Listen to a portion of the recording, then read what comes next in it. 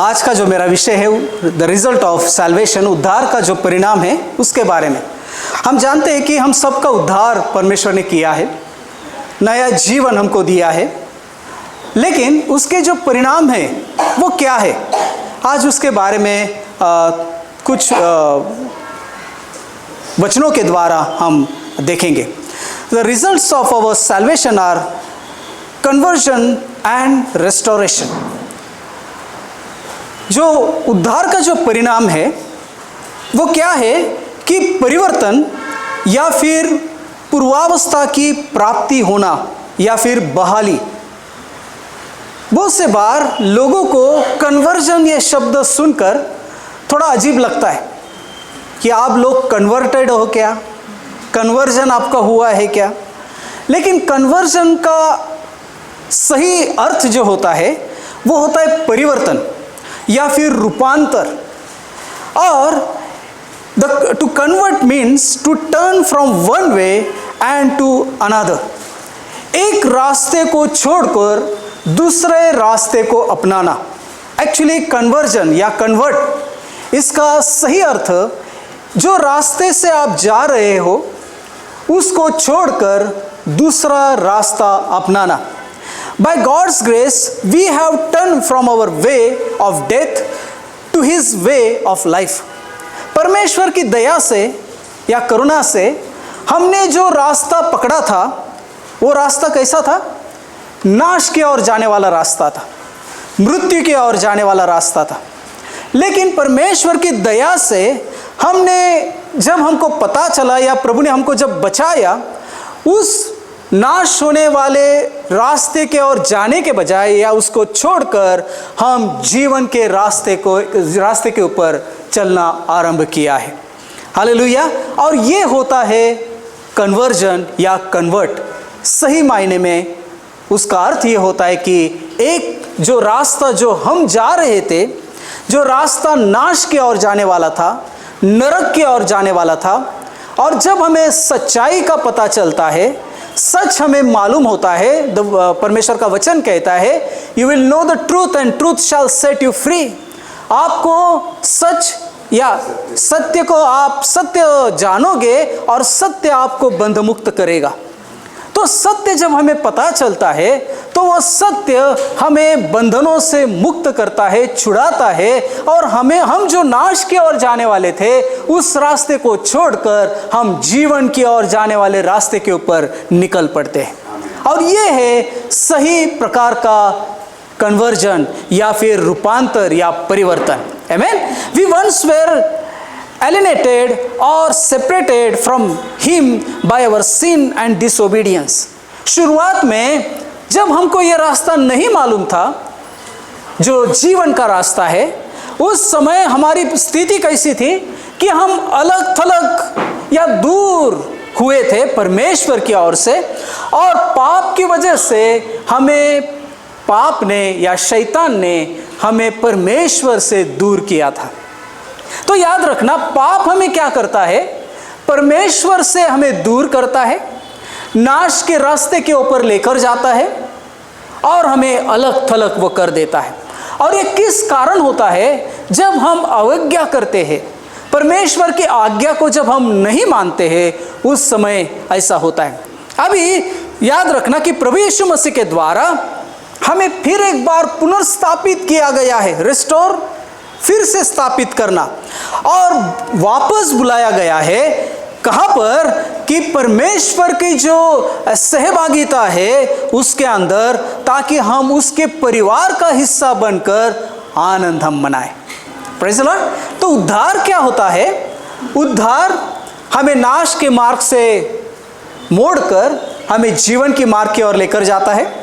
दूसरी चीज, जो हम पहले अलग थलग पड़े थे, लेकिन परमेश्वर से हम कट चुके थे, जीवन से कट चुके थे हमारे पाप की वजह से, अवज्ञा की वजह से। लेकिन प्रभु यीशु मसीह के द्वारा प्रभु हमें क्या करता है? उद्धार का दान देकर हमें फिर से रिस्टोर करता है, हमें फिर से पुनर्स्थापित करता है, और उसकी सहभागिता में वो हमें, परमेश्वर के सहभागिता में वह हमें वापस लेकर आता है, ताकि हम उसके परिवार का हिस्सा बन सके। Hallelujah, praise the Lord. आज जैसे हमारा उद्धार हो चुका है, हम जानते हैं कि हम परमेश्वर के परिवार का हिस्सा आज हम सब लोग हैं। हालेलुया। किस परिवार से बिलोंग करते हैं आप लोग? किस परिवार का हिस्सा है आप लोग? परमेश्वर के परिवार का। कहिए, मैं परमेश्वर के परिवार का हिस्सा हूँ। आमीन। हम परमेश्वर के परिवार का हिस्सा है। परमेश्वर ने हमें नाश की ओर से खींच कर निकाला, हमारे पापों को उसने शुद्ध किया और अपने परिवार का हिस्सा उसने बनाया। अभी उसके फायदे क्या है? Benefits and blessings. उद्धार के जो फायदे हैं और उसके आशीषें हैं क्या है, आज हम कुछ वचनों के द्वारा हम समझने की कोशिश करेंगे। यहेजकेल की किताब उसका 36 अध्याय और 27 पद। अभी याद रखना का परमेश्वर का वचन हमें बताता है सबसे पहली बात कि उद्धार के द्वारा हमें क्या फायदा मिला या किस प्रकार की आशीष हमें मिली, आशीषें हमें मिली। पहली बात, वचन कहता है कि हमें नया आत्मा परमेश्वर की ओर से प्राप्त हुआ। जैसा वचन में अभी हमने पढ़ा, क्या लिखा है? मैं अपना आत्मा तुम्हारे भीतर देकर ऐसा करूंगा कि तुम मेरे विधियों पर चलोगे और मेरे नियमों को मानकर उनके अनुसार करोगे। प्रभु कहता है कि मैं मेरा आत्मा तुम्हारे अंदर क्या करूंगा? हाँ, तुम्हारे अंदर उत्पन्न करूंगा। हाँ, तुम्हारे भीतर में देकर ऐसा करूंगा। जब परमेश्वर ने पहले मनुष्य को बनाया, उसने क्या किया? अपनी आत्मा को उसके अंदर फूंक कर उसको जिंदा बनाया, है ना, जीवित किया। और हम जानते हैं जब मनुष्य ने पाप किया, परमेश्वर का स्वभाव, परमेश्वर की आत्मा उसके अंदर से निकल गई। परमेश्वर का स्वभाव जो उसके अंदर था वो खत्म हो गया। आमीन। तो वचन कहता है कि आदम को परमेश्वर का पुत्र कहा गया था, क्योंकि परमेश्वर ने उसको अपने प्रतिरूप में, क्या कहता है, इमेज में, प्रतिरूप में उसने बनाया था। अपनी आत्मा उसके अंदर फूकी थी। तो आदम जो था और हव्वा जो थी वो परमेश्वर के प्रतिरूप में बनाए गए थे, उसके स्वरूप में बनाए गए थे। आमीन। परमेश्वर का स्वभाव उनके अंदर था। Praise the Lord. वो काफी ज्ञानी भी थी, परमेश्वर ने काफी ज्ञान उनको दिया था। तो याद रखना कि पहले बार ही जब परमेश्वर ने मनुष्य को उत्पन्न किया, अपना आत्मा उसके अंदर फूंक कर उसे जीवित बनाया। हेलो। और बाइबल कहती है कि वो नश्वर बन गया। आमीन। लेकिन पाप की वजह से मनुष्य के अंदर दिया हुआ परमेश्वर का आत्मा उसके अंदर हमेशा नहीं रह सका, क्योंकि पाप की वजह वो थी। और इसलिए एक जगह पर उत्पत्ति की किताब में हम पढ़ते हैं कि परमेश्वर कहता है मनुष्य की ओर देखकर कि मनुष्य कितना पापी हो गया है, और इसलिए मेरा आत्मा उसके अंदर हमेशा नहीं वास कर सकता। हेलो। पाप जो है परमेश्वर की आत्मा को हमसे अलग कर देता है, हमसे दूर कर देता है। और हम जानते हैं, लेकिन प्रभु यीशु मसीह के द्वारा वचन कहता है कि जितनों ने यीशु मसीह के ऊपर विश्वास किया है उन सबको परमेश्वर के बेटे और बेटियां होने का अधिकार परमेश्वर ने दिया है। हालेलुया।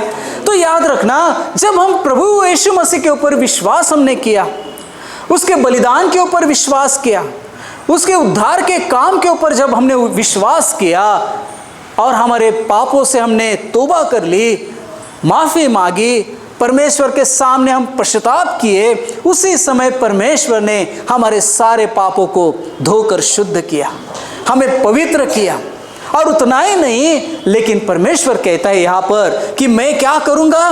मैं तुमको नया मन दूंगा और तुम्हारे भीतर नई आत्मा उत्पन्न करूँगा। एक नई आत्मा मैं तुम्हारे अंदर उत्पन्न करूँगा। उद्धार का जो बेनिफिट है, फायदा है और आशीष है, वो क्या क्या है? सबसे पहली बात कि जब हमारा उद्धार होता है, परमेश्वर उसकी नई आत्मा हमारे भीतर उत्पन्न करता है। हालेलुया। जो शरीर दैहिक वासनाओं के अधीन नहीं है, लेकिन पवित्र आत्मा या प्रभु के अधीन वो है। Praise the Lord. और इसलिए वो आत्मा क्या करती है?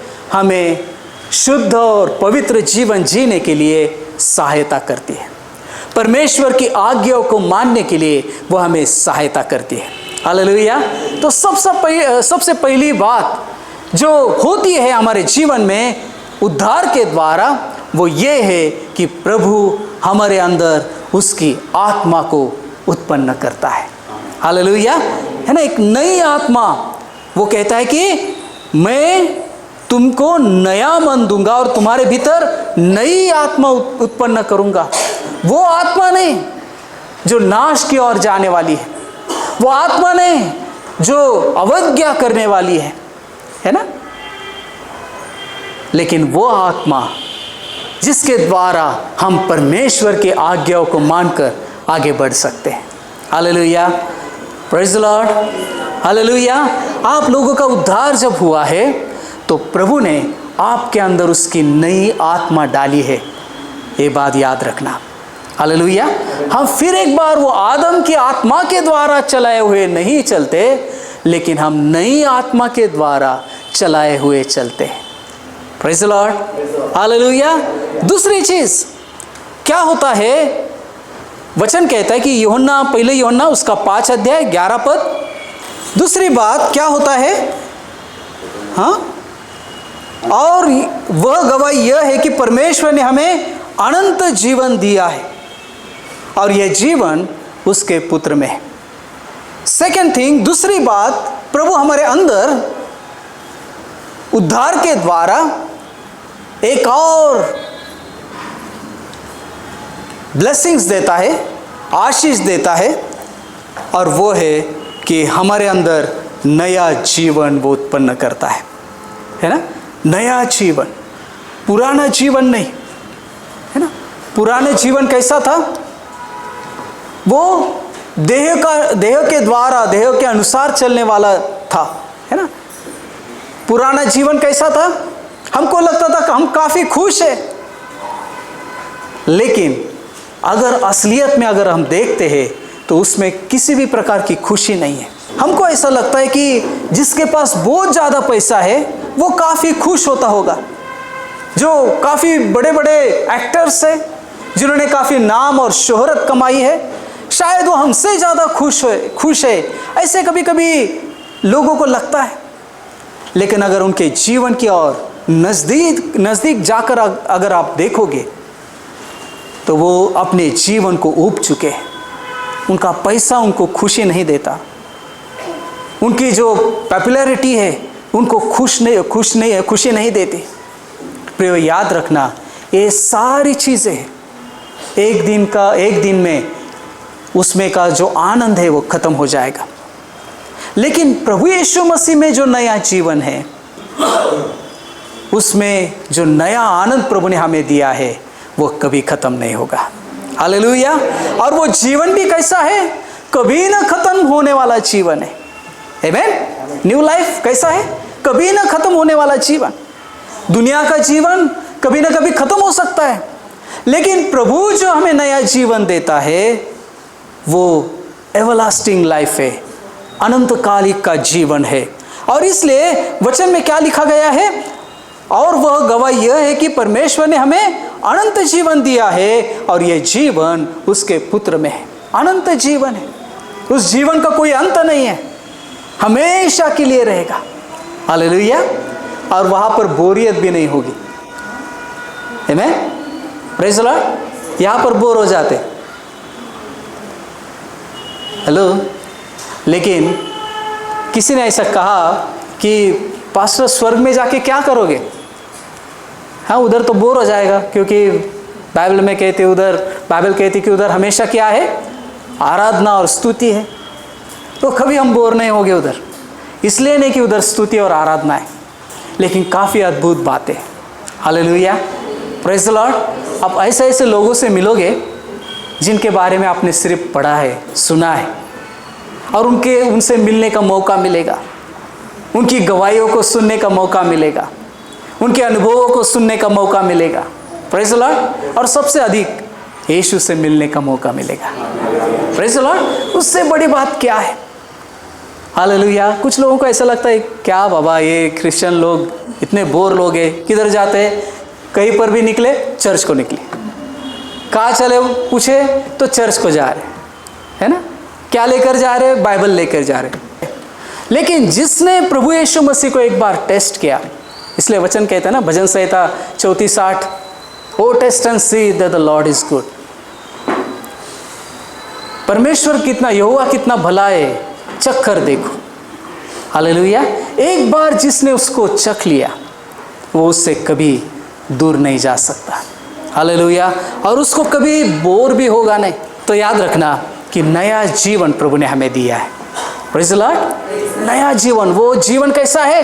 अनंत काल का जीवन है, न खत्म होने वाला जीवन है। हमारी मृत्यु भी उस जीवन को रोक नहीं सकते। Hallelujah, praise the Lord. मृत्यु तो जस्ट एक जरिया है एक नए वस्त्र को परिधान करने का, धारण करने का, प्रेज़ द लॉर्ड। शरीर एक वस्त्र है। जब हम इस दुनिया को छोड़कर जाएंगे, हम नहीं जानते किस प्रकार से, हो सकता है रैप्चर में भी जा सकते हैं, आमीन, क्योंकि दुनिया की जो चीज़ें इतनी जल्दी से बदल रही है। प्रभु यीशु मसीह का आने का जो चिन्ह है इतने जल्दी से पूरे हो रहे हैं, तो हम नहीं जान सकते कि कितने साल और बाकी है या कितने महीने बाकी है, हम नहीं जान सकते। कभी भी यीशु मसीह का आना हो जाएगा। तो हो सकता है कि रैप्चर में हम जा सकते हैं, है ना, जैसा थेसलनियों की किताब में लिखा है कि किस प्रकार से रैप्चर होगा। दो लोग चल रहे थे, हो गए, एक उसमें से एक उठा लिया जाएगा, एक वही रहेगा ना। बहुत सारी चीज़ें दी है, लेकिन याद रखना कि यीशु मसीह का आने का समय बहुत नज़दीक है ना। हमारे लिफ्ट अप कभी भी हो सकती है, कभी भी प्रभु हमें लेकर जा सकता है। और मृत्यु वो भी क्या है? एक सिर्फ एक जरिया है कि नए वस्त्र परिधान करने का, धारण करने का, है ना। मृत्यु क्या है? एक दूसरा शरीर को, जो आत्मिक शरीर है, उसको धारण करने का एक जरिया है, आमीन। इसलिए उसका भी हमें डर नहीं है, प्रेज़ द लॉर्ड, हालेलुया। क्योंकि प्रभु यीशु मसीह ने मार्था और मरियम को पहले ही कहा था, जो कोई मुझ पर विश्वास करता है उसको मृत्यु का अनुभव नहीं होगा। और क्या कहा है? हाँ, वो मृत्यु का अनुभव उसको होगा नहीं, लेकिन वो जीवित रहेगा हमेशा के लिए। तो याद रखना कि प्रभु के ऊपर विश्वास करने के द्वारा हमें अनंत काल का जीवन मिलता है। तीसरी चीज़ हमें और क्या प्राप्त होता है? एक्ट्स चैप्टर 11 वर्स 26, प्रेरितों के काम उसका 11 अध्याय उसका 26 वचन। हाँ, और वचन कहता है कि और चेले सबसे पहले अंतकिया में ही मसीह कहलाए गए। उद्धार के द्वारा हमें एक नया नाम मिलता है, और वो नाम क्या है? मसीही नाम, है ना। कुछ जगह पर मेरे ख्याल से एमपी वगैरह साइड में जो लोग मसीह को अपना उद्धारकर्ता के रूप में ग्रहण करते हैं, उसमें से कुछ लोग अपने नाम के आगे, पीछे या आगे मसीह लगाते हैं, है ना, मसीह। और वो किस लिए? कि अभी उनको एक नया नाम मिला है, प्रेज़ द लॉर्ड। यशायाह की किताब उसका 62 अध्याय उसका 2 पद, तब जाति जाति के लोग तेरा धर्म और सब राजा तेरी महिमा देखेंगे, और तेरा एक नया नाम रखा जाएगा जो यहोवा के मुख से निकलेगा। एक नया नाम, एक नया नाम प्रभु हमें देता है, हालेलुया। बाइबल में हम देखते हैं कि काफ़ी लोगों के नाम परमेश्वर ने बदले, आमीन, प्रेज़ द लॉर्ड। और एक था याबेज, आपको मालूम है उस नाम का अर्थ क्या होता है? दुखी। और उसने कहा कि हे परमेश्वर, कितना भला होता कि अगर तू मुझे आशीषित करता। एक छोटा सा वचन है, प्रेज़ द लॉर्ड, और परमेश्वर ने उसको बदल दिया, उसको आशीषित किया। उसका नाम, पुरानी पहचान किस प्रकार से थी? प्रतिष्ठित तो था वो, काफ़ी नाम था उसका, लेकिन हम जानते हैं कि वो दुखी था। और वचन में ऐसा लिखा गया है कि परमेश्वर ने उसकी प्रार्थना को सुना, उसकी विनती को सुना और उसको परमेश्वर ने आशीषित किया। हालेलुया। तो परमेश्वर हमको नया नाम देता है जब हमारा उद्धार होता है। हाँ, चौथी चीज, अ न्यू नेचर। परमेश्वर हमारे अंदर एक नया स्वभाव को या नई सृष्टि हमारे अंदर वो बनाता है। दूसरा कोरिन्थियुस उसका 5 अध्याय और उसका 17 पद। दूसरा कोरिन्थियुस, हेलो हेलो,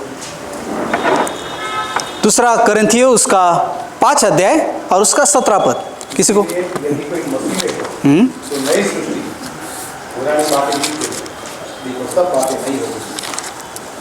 आमीन। देखिए, जो कोई मसीह यीशु में है वो क्या है? बाइबल कहती है नई सृष्टि है या उत्पत्ति है। इसलिए यदि कोई मसीह में है तो वो नई सृष्टि है, पुरानी बातें बीत गई है, देखो सब बातें नई हो गई है। जब हम मसीह में आते हैं या हमारा उद्धार होता है, परमेश्वर हमें एक नई सृष्टि बनाता है। पिछले बार भी शायद मैंने उसके बारे में थोड़ा बताया था कि हमारे सारे जीवन में परिवर्तन को परमेश्वर लाता है। हमारी सोच में परिवर्तन आता है, हमारे देखने में, आंखों में परिवर्तन आता है, हमारे सुनने में परिवर्तन आता है, हमारे चाल चलन में परिवर्तन आता है, हमारे विचारों में परिवर्तन आता है। हालेलुया।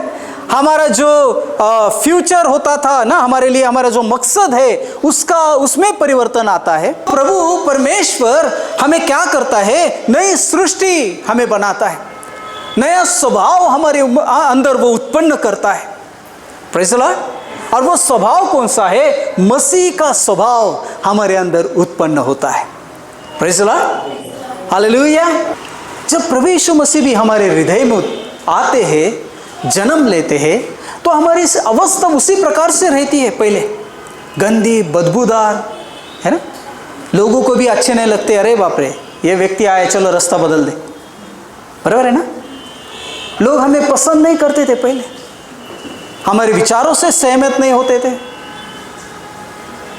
और लेकिन जिस दिन से हमारे अंदर परिवर्तन आया, उद्धार आया, प्रभु ने हमारे सोचने का ढंग को भी बदल दिया। हालेलुया। एक नई सृष्टि, एक नया स्वभाव हमारे अंदर वो उत्पन्न करता है और ये अद्भुत बात है। Praise the Lord. हालेलुया। और परमेश्वर उद्धार के द्वारा ये अद्भुत चीज़ हमारे अंदर करता है। ये फ़ायदा हमें मिलता है कि हम नए बन जाते हैं। चौथी चीज़, सिर्फ हमारे अंदर नया स्वभाव उत्पन्न नहीं करता, लेकिन हमें नया हृदय वो देता है। Praise the Lord. और जैसा हमने थोड़ी देर पहले उस वचन को पढ़ा, हेजिकेल chapter 36 verse 26, I will give you a new heart and put a new spirit within you। मैं आपको नया हृदय दूंगा, नया हृदय। और वो किस प्रकार से होगा? कौन सा हृदय हो गया वो? किस प्रकार का हृदय होगा? मांसमय हृदय होगा। आमीन। मांस का हृदय। पहले की अवस्था हमारी क्या थी? किस प्रकार का हृदय था? पत्थर का हृदय। पत्थर का हृदय मतलब हाँ, कठिन हृदय, आज्ञा न मानने वाला हृदय, प्रेम न करने वाला हृदय, दूसरे की तकलीफ को न समझने वाला हृदय। हालेलुया। और इसलिए बाइबल हमें बताती है कि फिरौन का हृदय किस प्रकार से हुआ था? कठिन हो चुका था, पत्थर के जैसा। उद्धार के द्वारा परमेश्वर हमारे अंदर का जो पत्थर का दिल है वो निकाल देता है। पहले हमें किसी के बारे में कोई लेना देना नहीं था। आमीन। किसी के बारे में हम सोचते नहीं थे, चलो मरता है मरने दो, जान दो, किसी का नुकसान होता है होने दो। लेकिन हम अभी बदल चुके हैं। Praise the Lord. परमेश्वर ने हमारे अंदर एक मांस का हृदय दिया है जो धड़कने वाला है, जिसके अंदर प्रेम है, जिसके अंदर करुणा है, जिसके अंदर आज्ञाकारिता का स्वभाव है। आमीन। परमेश्वर की आज्ञा मानने का हृदय प्रभु हमें देता है। अब प्रियो याद रखना, ऐसा हृदय हमें प्राप्त होता है ताकि जिसके द्वारा हम जो लोग नाश होने वाले हैं उनके लिए रो सके, प्रार्थना कर सके, उनको बचाया जा सके। अगर पत्थर का दिल है तो हम लोगों को नहीं बचा पाएंगे। हमारे अंदर कोई किसी भी प्रकार की संवेदना नहीं है ना, सेंसिटिविटी नहीं है, तो हम लोगों को नहीं बचा पाएंगे। इसलिए बाइबल कहती है कि जब प्रभु यीशु मसीह ने यरूशलेम की ओर जब वो जा रहा था, यरूशलेम की ओर देखकर वो रोने लगा और उसने कहा कि यरूशलेम यरूशलेम, कितने बार मुर्गी जैसे अपने बच्चों को अपने पंखों के तले लेती है, आपको यरूशलेम को मेरे पंखों के नीचे लेने की मैंने कोशिश की, लेकिन आपकी इच्छा नहीं थी। वो रोने लगा। क्यों रोने लगा? उनका नाश देखकर, उनका भविष्य देखकर कि उन्होंने क्या चूज किया है, क्या उन्होंने चुना है। जीवन के बदले मृत्यु को उन्होंने चुना था। परमेश्वर के जो पुत्र हैं उसके बदले उन्होंने शैतान को चुना था। प्रियो याद रखना, प्रभु ने जब ये देखा उसको रोना आया, वो रोने लगा। बाइबल कहता है, हेलो, जब तक हमारा हृदय इस प्रकार से नहीं बन पाता, हम नाश होने वाले लोगों को प्रभु के लिए नहीं जीत सकते। Hello, praise the Lord. वो किस प्रकार है? वो एक ऐसे स्त्री के समान है जो बच्चों को जन्म देती है, लेकिन जन्म देने के समय वो भारी पीड़ा से गुजरती है, रोती है, और फिर उसको बच्चा को जन्म देने का आनंद मिलता है। हालेलुया, है ना? तब वो बच्चे को दुनिया में आता हुआ देख सकती है। जब तक उसी प्रकार से हम लोगों के लिए हमारा हृदय सेंसिटिव नहीं होगा, जब तक उसी प्रकार से मांस का हृदय हमारे अंदर नहीं होगा, हम किसी को भी प्रभु के लिए जीत नहीं पाएंगे। हालेलुया। हमारे अंदर उस हृदय को होना ज़रूरी है, तभी हम लोगों को प्रभु के लिए जीत सकेंगे। और प्रियो याद रखना, प्रभु उस प्रकार का हृदय हमारे अंदर उत्पन्न करता है ताकि हमें बचाया जा सके। परमेश्वर पिता के अंदर भी वही हृदय था। परमेश्वर ने जगत से ऐसा प्रेम किया कि उसने क्या किया? अपने एकलौते एक पुत्र को हमारे लिए दिया। Praise the Lord. ऐसा प्रेम किया, ऐसा प्रेम, इसका मतलब क्या है? उसके अंदर एक त्याग की भावना है। उसने त्याग किया अपने खुद के पुत्र का। प्रिय आत्मा को जीतने के लिए त्याग करने की ज़रूरत है। बिना त्याग किए हुए हम आत्माओं को नहीं जीत सकते। इतना इजी नहीं है वो। हमारे समय का त्याग करना पड़ेगा, हमारी अच्छी जो चीज़ है उसको त्याग करना पड़ेगा। बहुत सारा सैक्रिफाइस है, बहुत सारा त्याग है उसके अंदर। उसके बिना वो नहीं हो सकता है। और परमेश्वर ने अपने पुत्र का त्याग किया ताकि हमारा उद्धार हो सके। यीशु ने खुद ने अपने जीवन को त्याग दिया ताकि हमारा उद्धार हो सके। उसके अंदर वो हृदय था, और प्रभु चाहता है कि वही हृदय जो यीशु मसीह के अंदर था हमारे भीतर भी रहे, हमारे अंदर भी रहे, ताकि हम भी जो लोग नाश होने वाले हैं उनको हम बचा सके। और इसलिए प्रभु हमें क्या करता है? उद्धार के द्वारा एक नया हृदय हमारे अंदर उत्पन्न करता है। सातवीं बात वो क्या करता है? छठी बात, अ न्यू माइंड, और नया मन हमें देता है। अभी हृदय और मन में क्या फ़र्क है? निश्चित फर्क है। आमीन। इफिशियंस चैप्टर 4 वर्स 23-24, और अपने मन के आत्मिक स्वभाव में नए बनते जाओ और नए मनुष्यत्व को पहन लो, जो परमेश्वर के अनुरूप सत्य की धार्मिकता और पवित्रता में सृजा गया है ना? क्या करना है आपको? और अपने मन के आत्मिक स्वभाव में नए बनते जाओ। मन का क्या है? आत्मिक स्वभाव है। मन का भी एक आत्मिक स्वभाव होता है। उसमें क्या बनो, वचन कहता है, हाँ, नए स्वभाव में, आत्मिक स्वभाव में नए बनते जाओ। मन का रिन्यूएशन होना बहुत ज़रूरी है, रिन्यूड होना बहुत ज़रूरी है, नया होना बहुत ज़रूरी है।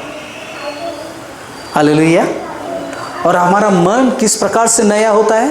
परमेश्वर का वचन हम जितनी बार पढ़ोगे, उसके ऊपर मनन करोगे, सुनोगे, हमारे मन को वचन नया बनाता है।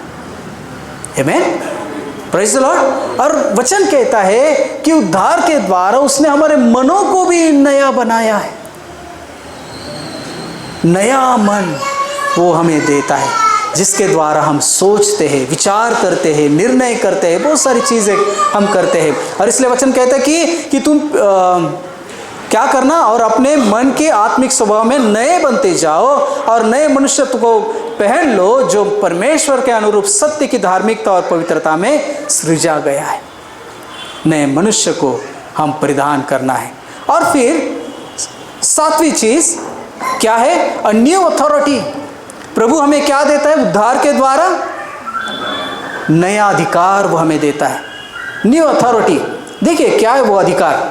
लूका रचित सुसमाचार उसका 10 अध्याय 19 पद, क्या अधिकार दिया है? देखिए प्रभु ने कौन से अधिकार दिए हैं? सांप और बिच्छू, शत्रु क्या है ये क्या है? सांप, बिच्छू, शत्रु क्या है ये? शैतान के, अशुद्ध आत्माएं है ना, दुष्ट आत्माएं, अलग अलग प्रकार के आत्माएं शैतान की। सांप के जैसा है, बिच्छू के समान है, शत्रु है। और बाइबल कहती है कि प्रभु बोलता है, मैंने आपको क्या किया है? And I have given you authority. मैंने आपको अधिकार दिया है over all the power of the enemy. जो शत्रु है, शत्रु के सारे सामर्थ्य के ऊपर आपको मैंने अधिकार दिया है। हेलो, फिर डरने की जरूरत है उसको? नहीं, उसको धमकाना है। याकूब की पत्री उसका 4 अध्याय 7 पद वचन कहते हैं, इसलिए परमेश्वर के अधीन हो जाओ और शैतान का सामना करो, तो वो तुम्हारे पास से हाँ, कभी कभी लोग ही भाग जाते उसको देखकर, अरे बाप रे, अशुद्ध आत्मा, दुष्ट आत्मा देखा तो प्रॉब्लम हो जाता। बाइबल कहती है कि आपको क्या करना है? उसके विरुद्ध आपको क्या करना है? उसका सामना करना है। वो आपसे भाग जाएगा, उससे आपको भागने की ज़रूरत नहीं है।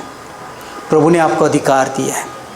समस्या ये है, हमें अधिकारों की पता नहीं है हमको, इसलिए हम उसको सही रीति से इस्तेमाल नहीं करते। प्रभु ने हमें एक नया परिवार दिया है, और वो परिवार क्या है? यूहन्ना की पुस्तक उसका 1 अध्याय 12 पद, परंतु जितनों ने उसे ग्रहण किया उसने उन्हें परमेश्वर की संतान होने का अधिकार दिया, अर्थात उन्हें जो उसके नाम पर विश्वास रखते हो। तो याद रखना, एक नया परिवार प्रभु ने हमें दिया है। हमारा रहन सहन, हमारी सारी चीज़ें लोगों को समझनी चाहिए कि हम परमेश्वर के परिवार से हैं। Hallelujah, praise the Lord. क्योंकि परमेश्वर ने हमें खुद उसके परिवार का हिस्सा बनाया है यीशु मसीह के ऊपर विश्वास करने से। अभी हमारे सामने क्या है? एक नया भवितव्यता है, एक नया भविष्य हमारे सामने है। क्योंकि जब हम प्रभु के ऊपर हमने विश्वास किया है, उसी समय से हमारा जो भविष्य है परमेश्वर के हाथ में सुरक्षित है। वो बदलने वाला है उसको। आमीन। और इसलिए बाइबल मगर ऐसे लिखे है ना, जरतर मराठी में, अगर आपने उसकी वाणी को सुनोगे तो प्रभु कहता है कि मैं ऐसा करूंगा। वो चेंज करने वाला है, हमारे हाथों की रेखाओं को बदलने वाला है, हमारे माथे के ऊपर जो रेखा है उसको वो बदलने वाला है। और इसलिए हम भाग्य के ऊपर विश्वास नहीं करते, भाग्य को बनाने वाला जो हमारा परमेश्वर है उसके ऊपर हम विश्वास करते हैं। Hallelujah, praise the Lord. वो हमें बदलता है, चेंज करता है, हमारे स्वभाव को बदलता है, हमारे जीवन को बदलता है, हमारे भाग्य को बदलता है। प्रभु जो है वो बदलता है सब, हमें ज्ञान देता है, हमारे जीवन को बदलता है, हमारे भाग्य को बदलता है, हमारे भवितव्य को वो बदलता है। इसलिए आप कौन हो, कैसे हो, इसके बारे में चिंता मत करो। अगर आपने प्रभु यीशु मसीह के ऊपर विश्वास किया है, आपका उद्धार हुआ है, तो प्रभु आपकी डेस्टिनी बदलने वाला परमेश्वर है। हालेलुया, आमीन। आपके सामने प्रभु सब कुछ क्लीन कर देगा, साफ कर देगा, आपके लिए रास्ता बनाएगा। जैसे इज़राइल लोगों के लिए समंदर के अंदर से उसने रास्ता बनाया। When there is no way, He will make a way for you. जब वहाँ कोई रास्ता नहीं रहेगा, वो आपके लिए एक रास्ता बनाएगा, और ये है हमारा परमेश्वर। Praise the Lord. इसलिए डरने की ज़रूरत नहीं है। आपका उद्धार हुआ है, प्रभु ने आपको आशीषित किया है।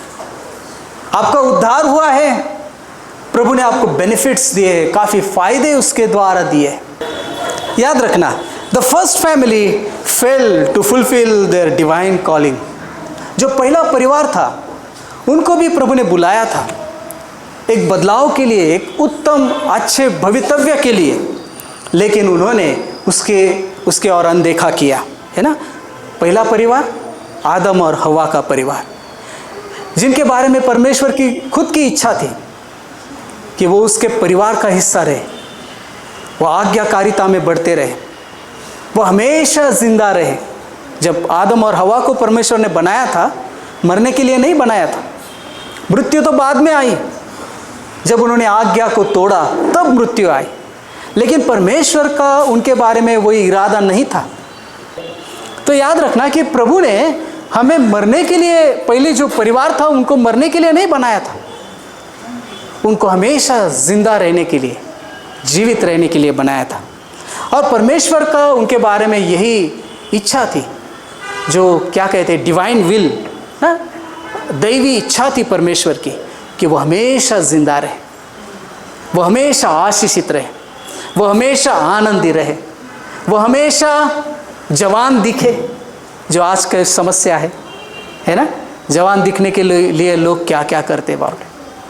तो याद रखना कि परमेश्वर का पहले परिवार के बारे में ये प्लानिंग था, और आज भी जो मसीह में है उनके बारे में उसका यही प्लानिंग है। आमीन, प्रेज़ द लॉर्ड। कि पहला परिवार उसने खो चुका, जो परमेश्वर की जो डिवाइन इच्छा थी, जो दैवी ईश्वरीय उनके बारे में कॉलिंग था, बुलाहट थी, उनको उन्होंने मिस किया, गवा दिया। लेकिन प्रभु चाहता है कि ये जो नया परिवार है यीशु मसीह में, वो सब लोग अपने लिए उसका जो बुलाहट है उसको पहचाने। और हमारी ये जो महान आशा है कि जो हम प्रभु यीशु मसीह में हैं, वो हम सफल होंगे उस परमेश्वर की योजना में बैठने के लिए। हालेलुया। ताकि हमारे अंदर ये सारे आशीषें हम प्राप्त कर सकें, और ये सारी जो चीज़ें हैं, जो बेनिफिट्स है, फ़ायदे हैं, हमको मिल सके। जो महान हमारा पिता है परमेश्वर, उसके द्वारा हमें ये सारे आशीषें प्राप्त हो जाए। हालेलुया।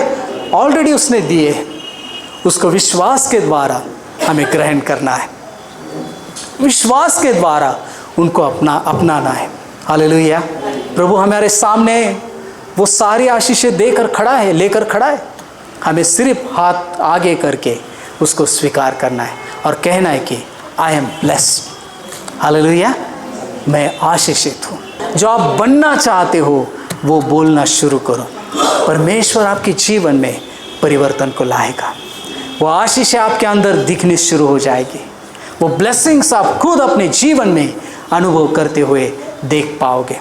परमेश्वर ने आपको आशीष पाने के लिए नहीं, आशीषित होने के लिए बुलाया है, ताकि आप लोग काफ़ी लोगों के लिए आशीष का कारण बन सके। प्रभु की हमारे बारे में यही इच्छा है कि हम खुद आशीषित हो चुके हैं यीशु मसीह के द्वारा, अब हम दूसरों के लिए आशीष का कारण बने।